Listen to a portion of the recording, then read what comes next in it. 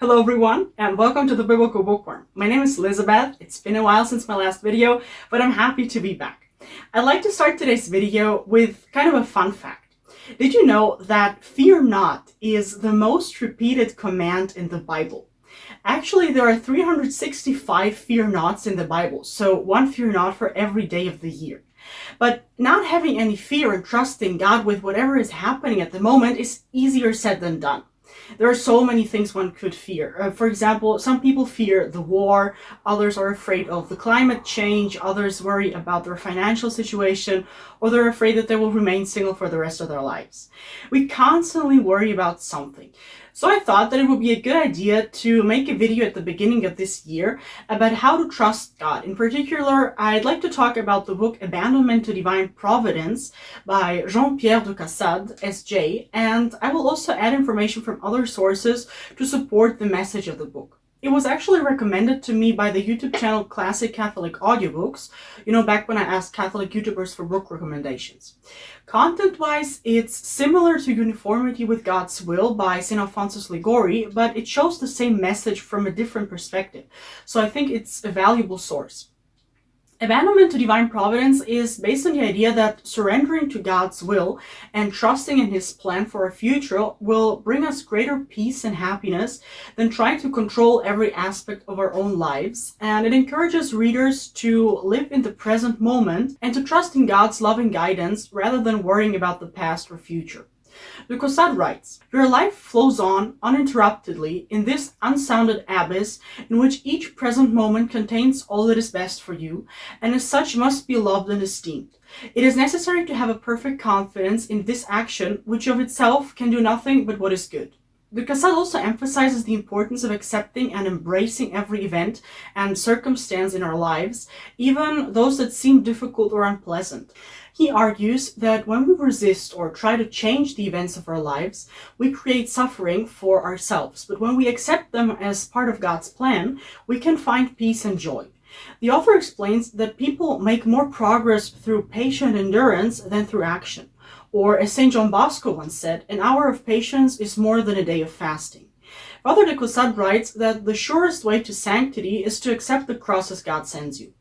Another noteworthy quote from the book is, "God teaches the soul by pains and obstacles, not by ideas," which is actually pretty similar to what C.S. Lewis wrote in The Problem of Pain, where he explains the fact that pain can be necessary for us to understand a message or to learn a lesson. God whispers to us in our pleasures, speaks in our conscience, but shouts in our pain. It is His megaphone to rouse a deaf world.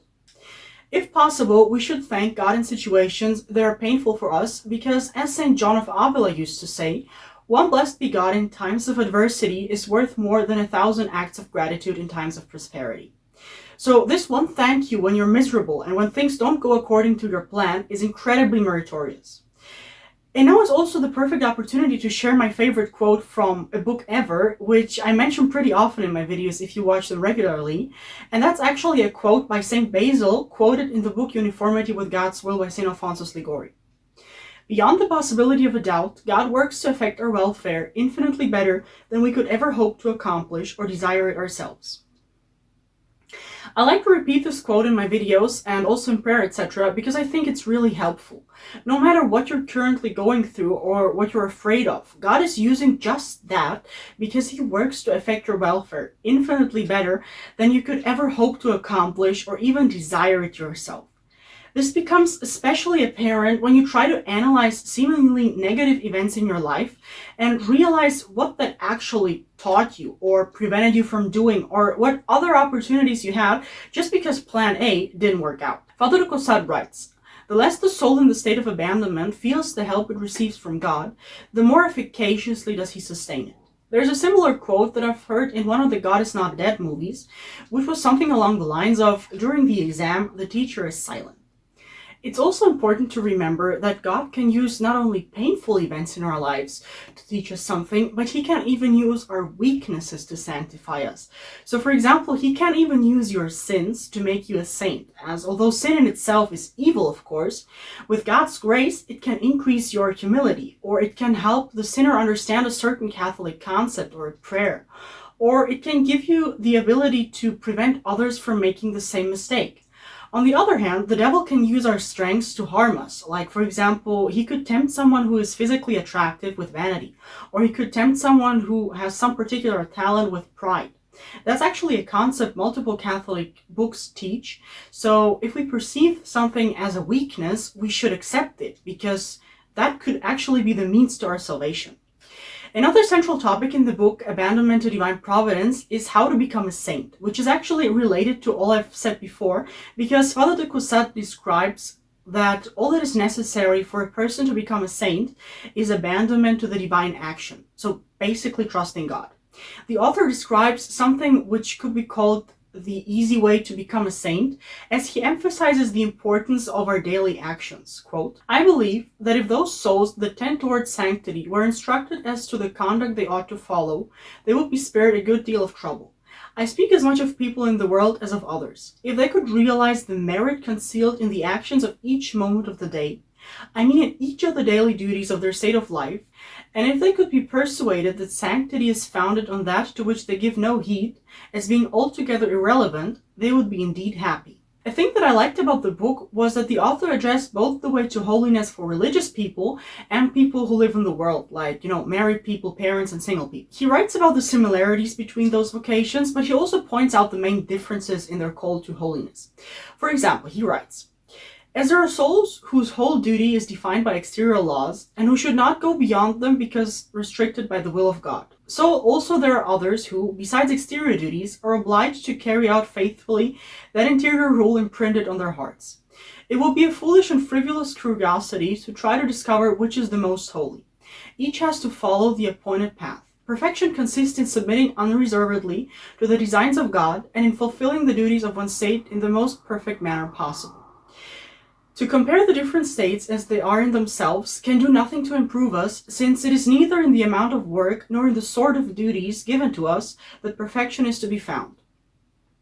A few sentences later, he tries to define how one actually could measure holiness, and he comes to the conclusion that it can be measured by the love one has for God and the desire to please Him, and that the more His will is the guiding principle and His plans conform to and love, the greater will be the holiness, no matter what may be the means made use of. An example for a difference between vocations lies in the type of temptations they typically go through. The author writes that usually religious people experience more interior trials, while seculars are led to perfection through temporal adversity. Here I'd like to mention that Father Mike Schmitz talked about the Bible quote in Matthew 19:21 recently, where it says, "If you want to be perfect, go sell your possessions and give to the poor, and you will have treasure in heaven. Then come follow me." And he points out that while some people in the Bible were called by God to give their possessions and follow Him, not everyone is called to do this. But every follower of Jesus is called to give Him everything, which means giving Him access to all aspects of one's life. He then gave the advice to give God this present moment, because if we do this with every moment we experience, we will ultimately give Him our entire life. So that again would be a slight variation in the different vocations, because while we are all called to give God everything, this might look differently for different people. If you're interested to learn more about this, I made a video a while ago about the book 7 Stumbling Blocks to Christian Discipleship, which explains exactly that call to sell everything. Lastly, I'd like to present you with a list of the 10 pieces of advice the author gives on how to actually achieve all that I have just described, especially how to achieve uniformity with God's will. Apparently, he gave this advice in 1731 to a 28-year-old religious sister in the 9th year of her profession. At the start of each day and during meditation, Mass, and Communion, declare your desire to belong to God and to cultivate the life of prayer. Strive to conform to God's will, even in the smallest things, by saying that you desire to do His will and submit to His good pleasure. This practice of submission will bring inner peace and prevent worry about faults and failures. Think no more about the past, but only of the present and future. Do not trouble about confessions, but accuse yourself simply of those faults you can remember after 7 or 8 minutes examine. Leave the past to the infinite mercy of God, the future to His good providence. Give the present wholly to His love by being faithful to His grace. When faced with disappointment or trial, thank God for it as a favor. Show kindness to people you dislike. Leave at once prayer, reading, choir office, in fact anything, to go where providence calls you. and do what is asked of you quietly, peacefully, without hurry, and without vexation. Practice interior humility by making an act of humility if you fail in any of these points. Understand that true conformity to God's will can only be achieved through complete self-renunciation. Practice begging pardon of all those who witness your outbursts of temper as soon as possible. Now let's get to my opinion on the book. I would give the book an 8 out of 10, and the rating is not higher because I found the book to be a little bit repetitive. It basically contains the same message as Uniformity with God's Will, but Uniformity with God's Will is 30 pages long, while Abandonment to the Divine Will is 400 pages long. So I personally don't like books that are that repetitive, but I have realized that sometimes repetition is not a failure on the side of the author, but it's a necessary measure to show the importance of something. For example, in the Bible, the most repeated command is to fear not. So that's actually an indicator that that's a very important command. So depending on what you prefer, I recommend you either read Uniformity with God's Will or Abandonment to Divine Providence. That's been it for today. I hope you liked the video. See you next week. God bless and bye!